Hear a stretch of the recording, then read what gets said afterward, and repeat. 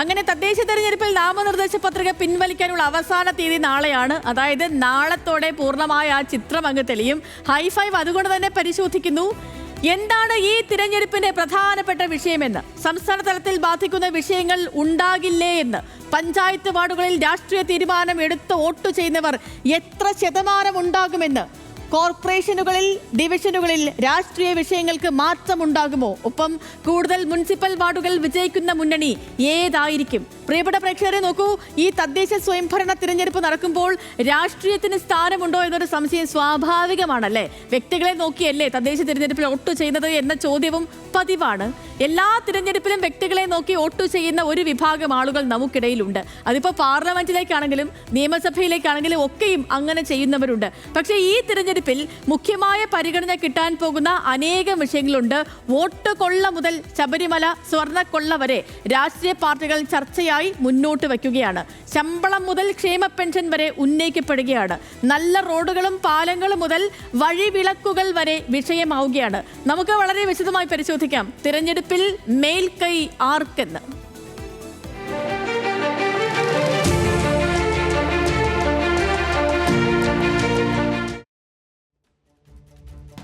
പ്രിയപ്പെട്ട പ്രേക്ഷകരെ, ഈ തിരഞ്ഞെടുപ്പിൽ വ്യാപകമായി ചർച്ച ചെയ്യപ്പെടുന്ന ഒന്നാമത്തെ വിഷയം അത് നമ്മൾ ഈ കാണുന്നത് പോലെ SIR ആണ്.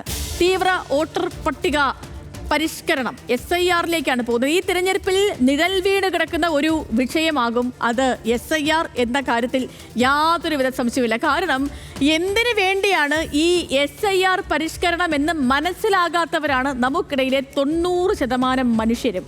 ഒരു മാസം കൊണ്ട് തീർക്കാനിരിക്കുന്ന ജോലി ഒരാഴ്ച കൊണ്ട് തീർക്കാനുള്ള സമ്മർദ്ദം നടക്കുന്നു എന്നാണ് BLOമാർ ഇപ്പോൾ പരാതിപ്പെടുന്ന ഒരു കാര്യം. കിട്ടിയ ഫോം എങ്ങനെ പൂരിപ്പിക്കണമെന്നോ അല്ലെങ്കിൽ അതിൽ എന്തൊക്കെ ചെയ്യണമെന്നോ അറിയാതെ ഉന്നത വിദ്യാഭ്യാസമുള്ളവർ പോലും സംശയിച്ചു നിൽക്കുന്ന കാഴ്ചകളാണ്. ഈ കിട്ടുന്ന ഫോമുകളിൽ തുടർച്ചയില്ല എന്നൊരു പരാതി വരുന്നുണ്ട്. ഇതിനിടയിൽ തദ്ദേശ സ്വയംഭരണ തിരഞ്ഞെടുപ്പിന്റെ ഭാഗമായി വാർഡുകൾ തന്നെ മാറി. ഇതുണ്ടാക്കുന്ന ആശയക്കുഴപ്പം ചെറുതല്ല. ഇപ്പോൾ ഉദാഹരണത്തിന് 12ാം വാർഡിലായിരുന്നവർ 13ാം വാർഡിലോട്ട് മാറുന്നു. ബൂത്തിന് കീഴിലുള്ളവരെ നോക്കിപ്പോയാൽ മുൻപ് ഒറ്റ വാർഡിലുണ്ടായിരുന്നവർ ഇപ്പോൾ പല വാർഡുകളിലാണ്. ഇങ്ങനെ സമ്പൂർണമായൊരു അനിശ്ചിതത്വം നിലനിൽക്കുന്നുണ്ട്. ജോലി സമ്മർദ്ദം അത്ര കഠിനമാണെന്ന് BLOമാർ പറയുകയാണ്. ഇതിനൊപ്പം രാഷ്ട്രീയ പാർട്ടികൾ മുന്നോട്ട് വയ്ക്കുന്ന വിഷയമാണ് വോട്ട് ചോരി എന്നുള്ളത്. ഉയർന്ന രാഷ്ട്രീയ ബോധമുള്ളവർക്കിടയിൽ അതും നല്ല രീതിയിൽ ചർച്ചയാകുന്നുണ്ട്. ഇപ്പൊ തൃശ്ശൂരിലെ പാർലമെന്റ് തിരഞ്ഞെടുപ്പ് കഴിഞ്ഞപ്പോൾ വോട്ടർമാരുടെ കൂടുമാറ്റങ്ങളൊക്കെ വലിയ തോതിൽ ചർച്ച ചെയ്തതാണ് നമ്മുടെ നാട്ടിൽ. കള്ളവോട്ടും ഇരട്ടവോട്ടും ഒക്കെ മുൻപേ ഉണ്ടായിരുന്ന കാര്യമാണ്. നമ്മൾ നേരത്തെ കേട്ടിട്ടുണ്ടല്ലേ, കള്ളവോട്ട് ചെയ്തു അല്ലെങ്കിൽ ഇരട്ട വോട്ട് ചെയ്തു എന്നൊക്കെ. പക്ഷെ അതിൻ്റെയൊക്കെ ഒരു ഓർഗനൈസ്ഡ് രൂപമാണ് ഈ വോട്ട് ചോരി എന്ന് നമുക്ക് പറയാം, വോട്ട് ചോരി ആരോപണം എന്ന് പറയാം. ഇപ്പൊ ഇത്തരം വിഷയങ്ങളൊക്കെ അടിയൊഴുക്കുകളുടെ ഭാഗമാണ്. മേൽത്തട്ടിലൂടെ നീന്തിപ്പോകുന്ന സാധാരണക്കാരെ ഈ വോട്ട് ചോരിയൊക്കെ അങ്ങനെ ബാധിക്കണമെന്നില്ല. പക്ഷേ നല്ല വിദ്യാഭ്യാസമുള്ള അല്ലെങ്കിൽ ഈ മറ്റ് രീതിയിലുള്ളവർക്കിടയിലൊക്കെ ഈ വോട്ട് ചോരി വ്യാപകമായിട്ട് ചർച്ചയാവുന്നുണ്ട്. അപ്പോൾ അങ്ങനെയാണെങ്കിൽ സാധാരണക്കാരെ ബാധിക്കുന്ന വിഷയങ്ങൾ എന്തൊക്കെയാണെന്ന് കൂടി നോക്കണ്ടേ. അതായത് 2 വർഷം മുൻപുള്ള സ്ഥിതിയായിരുന്നുവെങ്കിൽ ഈ ക്ഷേമ പെൻഷന്റെ കാര്യം നമ്മൾ പറഞ്ഞാൽ, ക്ഷേമ പെൻഷൻ 2 വർഷത്തിന് മുൻപായിരുന്നുവെങ്കിൽ ഇത് വലിയൊരു വിഷയമാകുമായിരുന്നു. കാരണം നല്ല നിലയിൽ പെൻഷൻ കുടിശ്ശികയൊക്കെ സാധാരണക്കാർക്കിടയിൽ ചർച്ചയായതാണ്. പെൻഷൻ കിട്ടാത്തത് കൊണ്ട് മിക്ക വീടുകളിലും ഒരാളെങ്കിലും വിഷമിച്ചു കഴിഞ്ഞൊരു നിലയുണ്ടായിരുന്നു. പക്ഷേ ഇപ്പം അങ്ങനെയല്ല. ഇപ്പം കുടിശ്ശിക ഒന്നും തന്നെയില്ല. മാത്രവുമല്ല 400 രൂപയുടെ വർധനവും ലഭിക്കുന്നുണ്ട്. പെൻഷൻ കൂടുതൽ കിട്ടിയതിനോ അതല്ലെങ്കിൽ കൃത്യമായി കിട്ടിയതിനോ മുൻപ് കൃത്യമായി കിട്ടാത്തതിനോ അതല്ലെങ്കിൽ വോട്ടിലൂടെ പ്രതികരിക്കണോ എന്നത് വോട്ടർമാരുടെ ഒരു വിവേചനത്തിൽ അല്ലെങ്കിൽ വിവേചന ബുദ്ധിയിൽ തെളിയുന്ന ഒരു കാര്യമാണ്. ഇപ്പം നമ്മൾ പറയുകയാണെങ്കിൽ പെൻഷൻ എന്ന് പറയുന്നത് ഇപ്പം ഏതെങ്കിലും ഒരു രാഷ്ട്രീയ പാർട്ടിയുടെ അല്ലെങ്കിൽ ഏതെങ്കിലും ഒരു സർക്കാരിൻ്റെ ഒന്നും ഔദാര്യമല്ല. കാരണം ഈ നാട്ടിൽ ജീവിച്ചിരിക്കുന്നതിന് കിട്ടേണ്ട ഒരു അവകാശമാണ്, അതിന് ലഭിക്കേണ്ട ഒരു അവകാശമാണിത്. ഇപ്പം 2000 രൂപയെന്നല്ല, മാസം 5000 രൂപ കിട്ടിയാലും അത് അധികപ്പറ്റൊന്നും ആവത്തുമില്ല. കാരണം ഇപ്പോഴത്തെ പെൻഷൻ ഒരു ഗ്യാസ് സിലിണ്ടറിനും അല്ലെങ്കിൽ കഷ്ടിച്ച് കറണ്ട് ചാർജ് അടയ്ക്കാനും മാത്രമല്ലേ തികയത്തുള്ളൂ.